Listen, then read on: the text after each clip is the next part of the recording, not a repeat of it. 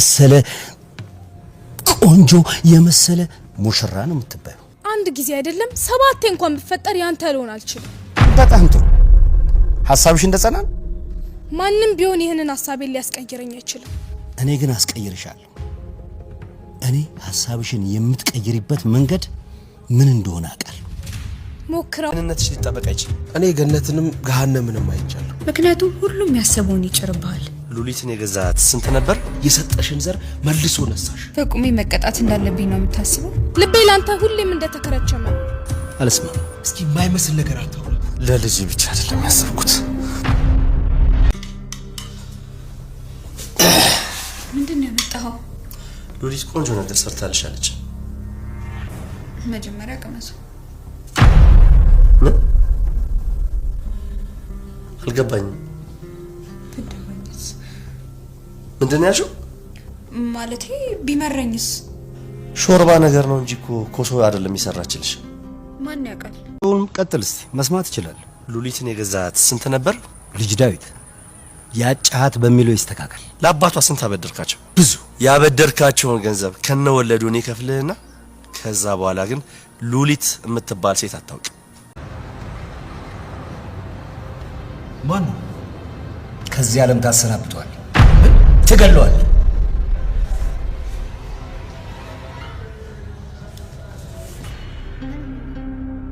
ሮዛ የደብን ሀብተ ንብረት ወርስበታለሁ ብላ ስትመካበት የነበረው በሆዷ ያለው ጽንስ በአደጋው ምክንያት በሕይወት ሳይተርፍ ቀረ። አቶ መሰለ ባንቴሮን አብረን ስራ እንስራ በማለት የቀጠረው ቦታ ባንቴሮ ሲሄድ ስራው ተጀምሯል በማለት ቴሌግራም ላይ ልኬልሃለሁ በሚለው ሰዓት ቴሌግራም ከፍቶ ሲብል አድርገው በሚል ሰዓት ባንቴሮ በሕይወት ከዚህ ዓለም አሰናብተው ይላል አቶ መሰለ። ከዚህ ዓለም አሰናብተው የተባለው ሰው ማን ሊሆን ይችላል? በእርግጠኝነት ዴቭ ነው። አቶ መሰለና ባንቴሮ ምን አይነት ፍጥጫ ላይ የሆኑ ይሆን? እስከ መጨረሻው ቪዲዮን እንየው። ሰላም ጤና ይስጥልኝ። ውድና የተከበራችሁ በመላው ዓለም ያላችሁ ኢትዮጵያና ኤርትራውያን ስራችን እግዚአብሔር ይመስገን ደህና ነኝ። ባሏ ሙሽራ ይዞባት የመጣው መሽተው ደግሞ ትንሿ ሙሽራ ክፍል 48ን አብረን እናያለን። የባለፈው ክፍል ባንቴሮ ለሉሊት ሮዛ ከባድ የመኪና አደጋ ደርሶባት ሆስፒታል ገብታለች በሚል ሰዓት ዴቭ በውጭ ሲገባ ይሰማል። ሆስፒታል ስትሉ ሰማሁ ልበል በማለት ጥያቄ ያቀርባል። ምንድነው የተፈጠረው ይል ነበረ። ባንቴሮም የሚመልሰው ሲያጣ አንገቱን ደፍቶ ሲቅለሰለስ ሔዋን እንግዲህ እስከመቼ እንጠብቀዋለን እንንገረው በማለት ባንቴሮም ሮዛ ከባድ የመኪና አደጋ ደርሶባታል የሚል ነገር ይናገራል። ዴቭ እጅግ በጣም ደንግጦ ነበር። ልጅስ ሲል ነበረ። ይቅርታ ልናተርፈው አልቻልንም ትል ነበር ሔዋን። ቪዲዮ ያለቀው እዚህ ላይ ነበር የባለፈው ክፍል። ቀጣዩ ክፍል አብረን እንይ። ቀጣዩ ክፍል ዴቭና ባንቴሮ ወደ ሆስፒታል ይሄዳሉ። መንገድ ላይ ሆነው ይህን አንተ ምን ያክል ከባድ እንደሆነ ይገባኛል ይል ነበር ባንቴሮ ለዴቭ። ምን ያክል ልብ እንደሚሰብር ታውቃለህ ይል ነበር ዴቭ። ማንም የለኝም ብለህ ስታስብ በእንጭጩ ደግሞ ያቆጠቆጠ ተስፋ ሲቀጭ እንደዚህ ምን ያክል ልብ ይሰብራል።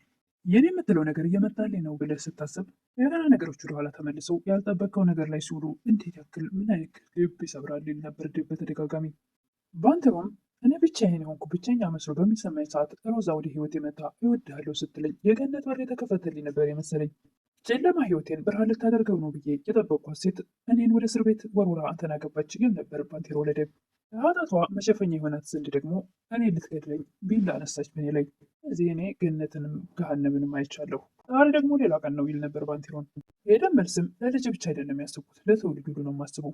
ማንቋሚያ የሌለው ፍላጎታችን፣ ገደብ የሌለው ምኞታችን በደቂቃ ውስጥ ታሪክ ወደ ነበርንበት ህይወታችን ይመልሳል። ሞኛ የሰው ልጆች እንታበያለን ይል ነበር ዴቭ። ነገሮች በሰከንድ እንደሚቀየሩ አናቅም። የሰው ልጅ ደካሞች ነን። ያደረግከውን ግን ላምን አልቻልኩም ይል ነበር ዴቭ ባንቴሮን። ዶክተሩ ስለነገረኝ ለሮዛ ደም እንደሰጣት እጅግ በጣም ገረመኝ ይል ነበር። መልካምነትን ከአንተ ነው የተማርኩት። ዴቭም ደም ህይወት ነው፣ አንተ ደግሞ ህይወት ግን ነው የሰጣት ለሮዛ ነበር። እኔ ለሷ አንድም ነገር ፍቅር አልቀረኝም። ምንም ነገር ለሷ ምንም አይነት ቦታ የለኝም። ነገር ግን እኔ ካንተ የተማርኩት ፍቅር ነው። ለማንኛውም ለተሳሳተ ሰውም ቢሆን መልካም ነገር ማድረግን ካንተ ተምሬያለሁ። እኔን ሰው ያደረክኝ እያለ ዴቭን ያመሰግን ነበር ባንቴሮ። የትናንትና ማንነቴን ክጄ እንደ እንስሳ የመኖር ሰው ነበርኩ፣ በአንተ ነው ሰው የሆንኩት እያለ ዴቭን ያመሰግን ነበር ባንቴሮ። ትህትና ያለው ዴቭ ደግሞ እኔ ሳልሆን አንተ ራስን ለመለወጥ ያለ ፍላጎት ነው ነገሮችን ውብ ያደረጋቸው ይል ነበር ዴቭ። አቶ መሰለም ለእህታቸው ልጅ ደውለው የሉሊት አባት ምን አይነት ሰው እንደነበር ታውቃለህ አይደል? በጣም ጎበዝ ጭንቅላት ያለው ሰው ነበረ። አሁን ግን እንደ ህፃን እየተጫወትኩበት ነው። እስኪ አንድ ነገር ላስቸግርህ። ስለ ሉሊት አስኮብ ላይ አንድ ነገር አጣራልኝ። ስለ ዳዊት እያንዳንዱን ነገር አጣራ ይሉ ነበር። ሮዛም ወደ ቤት ከመጣት በኋላ በቃ ስራ ካለ ወደ ስራ ይትል ነበር።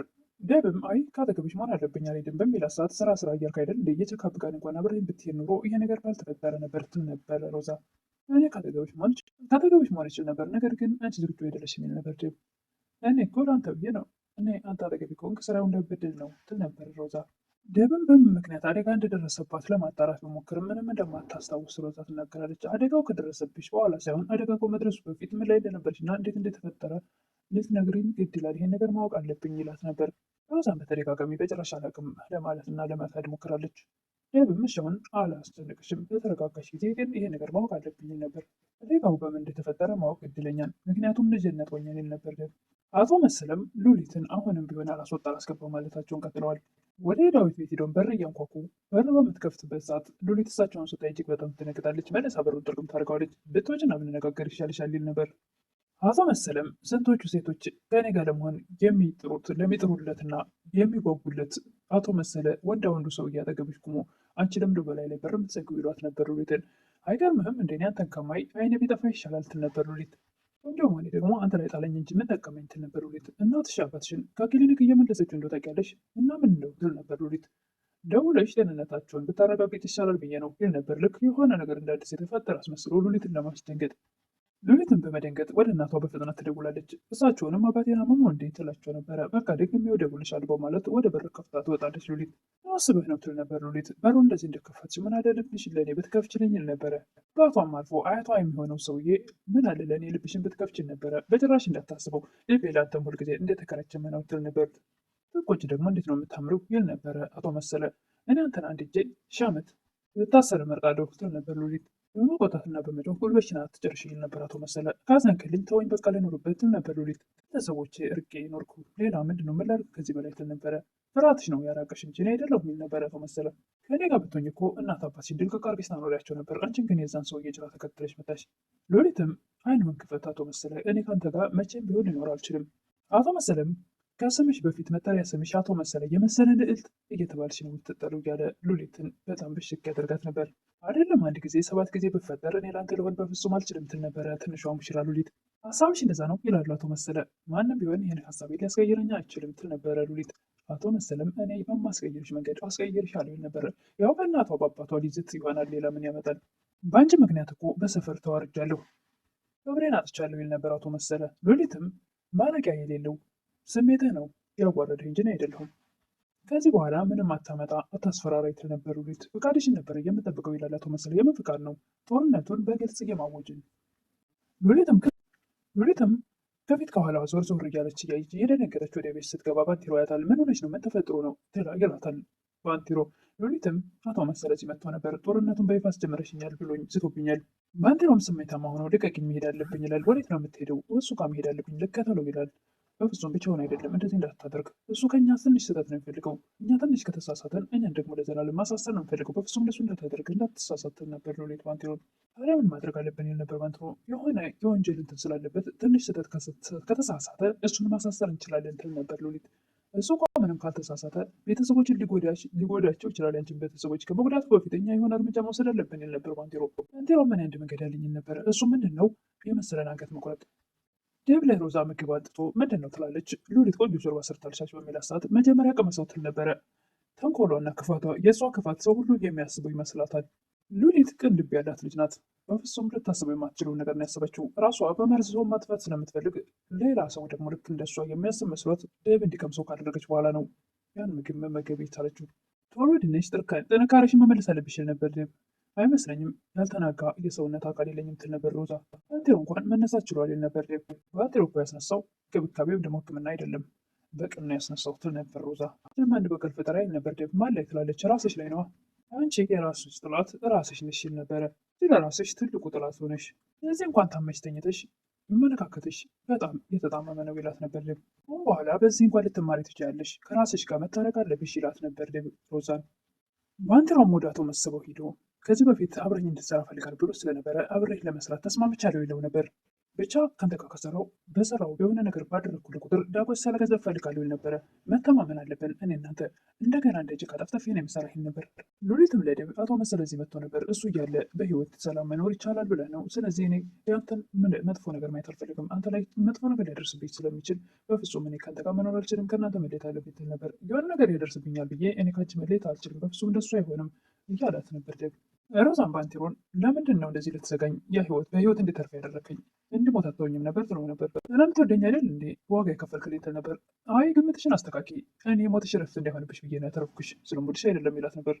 በቁሜ መቀጣት እንዳለብኝ ነው እንደምታስቡት ነበር። አዎ በስህተት የተፈጠረ ልጅሽን ነው የነሳሽ ይላት ነበር። ጓደኛም ሆነ ለደብ ዘር መስጠት የምትችል ሰው አይደለሽም ይላት ነበር። በጣም ክፉ ሴት ስለሆንሽ የሰጠሽን ዘር መልሶ ነሳሽ ይላት ነበር። በራሴ ጊዜ ልትበቀለኝ ነው እንደ ከሞት ያተረፍከኝ ትል ነበረ። ምን አለበት አሁን ከሞት ተርፈሻል፣ ራስሽን ብታስታመሚ፣ ምን አይነት ክፉ ሰው ነሽ ይላት ነበር። ዳዊትም ለአቶ መሰለ ሉሊትን ስንት ነበር የገዛሃት በሚል ሰዓት ያጫሃት በሚል ብታስተካክል ደስ ይለኛል ይል ነበር አቶ መሰለ። ለአባቷ ስንት ነበር ገንዘብ የሰጠው ይል ነበር ዳዊት። በጣም ብዙ ይል ነበር አቶ መሰለ። ያበደርካቸውን ገንዘብ ከነወለዱ ልክፈልህና ከዛ በኋላ ግን ሉሊት የምትባል ሰው እስከ መፈጠሯ እንድትረሳትና እንደማታውቅ እንድትሆን እፈልጋለሁ ይል ነበር ዴቭ። አቶ መሰለም በጭራሽ ይህን ነገር አላደርገውም ይል ነበረ። ከትንሽ ደቂቃዎች በኋላ ይህንን እድል መልሰ እንደማታገኝ ብታስብበት ይሻላል ይል ነበረ ዳዊት። በፍጹም አንተ ደግሞ ሉሊትን ራስህን ካብለህ በእጅ አምጥተህ እንደምትሰጠኝ እርግጠኛ ነኝ ይል ነበር አቶ መሰለ። በስተ መጨረሻም ሮዛ ሉሊትን ወደ መጸዳጃ ቤት ውሰጂኝ በማለት ደስ ይለኛል በማለት ሉሊት ቅን ልብ ያላት ልጅ ወደ መጸዳጃ ቤት ስትወስዳት ዳዊት ይደርሳል። አይ ሉሊት ያን ሁሉ ስንት ስታሰቃይሽ የነበረውን አሁን ነበር ልትበቀይ የምትችው፣ ነገር ግን አንቺ ንጹሕ ልጅ ነሽ፣ ይሄንን የምታስቢ አይደለሽም ይል ነበር። መልካም ስብዕና ያለሽ መልካም ስብዕናና ቅን ልብ ያለሽ ልጅ ስለሆንሽ እንደሷ ክፋትን አታስቢም። በስተ መጨረሻም አቶ መሰለና ባንቴሮ ተገናኝተው ስራው ተጀምሯል በማለት ምንድን ነው ስራው በሚል ሰዓት ቴሌግራም ላይ ልኬልሃለሁ ይላል አቶ መሰለ። ምን ላድርገው ይላል ቴሌግራሙን ከፍቶ ሲያይ። ከዚህ ምድር በህይወት እንዳይኖር አጥፋው ይል ነበር አቶ መሰለ። ይህንን ያለው በእርግጠኝነት በገንዘብ ይደለላል ብሎ ዳዊትን ይመስለኛል። በእርግጠኝነት ዳዊትን ነው። ደግሞ ባንቴሮ ዴቭን እንደ ወንድሙ ነው የሚያዩ። መጀመሪያ ላይ እንኳን ትንሽ ችግር ቢኖርባቸውም አሁን ላይ ግን ብዙ ነገር ስላስተማረው እና ህይወቱንም ወይም ደግሞ ሽባ ሆኖ እንዳይቀርብ ውጭ ድረስ ወስዶ ብዙ ተወርዶ አሳክሞ እንደገና እንዲቆም ስላደረገው የደብ ውለታ ስላለበት ዴቭን አይደለም መግደል መጥፎ ነገር እንዲደርስበትም ሰውም እንዲነካው አይፈልግም። እናም እንግዲህ ምን እንደሚፈጠር አቶ መሰለና ባንቴሮ ምን አይነት ፍጥጫ አንድ ላይ እንደሚሆኑ በቀጣይ እናያለን። ለዛሬ ግን ያለቀው ቪዲዮ የቆመው እዚህ ላይ ነው። ቀጣዩን እንግዲህ ዴቭን እንደዚህ በጣም ደንግጠዋል ባንቴሮና ዴቭ ከሆነ አቶ መሰለን እዛው እንደሚገጨው በእርግጠኝነት ይገጨዋል ብዬ ነው የማስበው። እዛው ጠረጴዛ ላይ ነው የሚደፋው እና እንግዲህ እሱን ቀጣይ የምናይ ይሆናል። በእርግጠኝነት ባንቴሮ አቶ መሰለን እዛው ነው የሚደፋው። የተጠጋውም አብረን እንስራ ብሎ እሱን ሰውዬ ሉሊትን በሰላም እንድትኖር ለማድረግ አንገቱን ነው ቆርጠው እያለ ሲይዝ ስለነበረ በእርግጠኝነት ለዛ ነው እንጂ ከእሱ ጋር ሊሰራ ፈልጎ አይደለም። እናም ይመስለኛል የዴቭን ፎቶ ነው ያሳየው። በገንዘብ ይታለላል ብሎ ያስበው ይመስለኛል አቶ መሰለ። ለማንኛውም ቀጣይ ክፍል የምናይ ይሆናል። አቶ መሰለን እዛው ይደፋው ይሆን ወይስ ምን ይፈጠር ይሆን?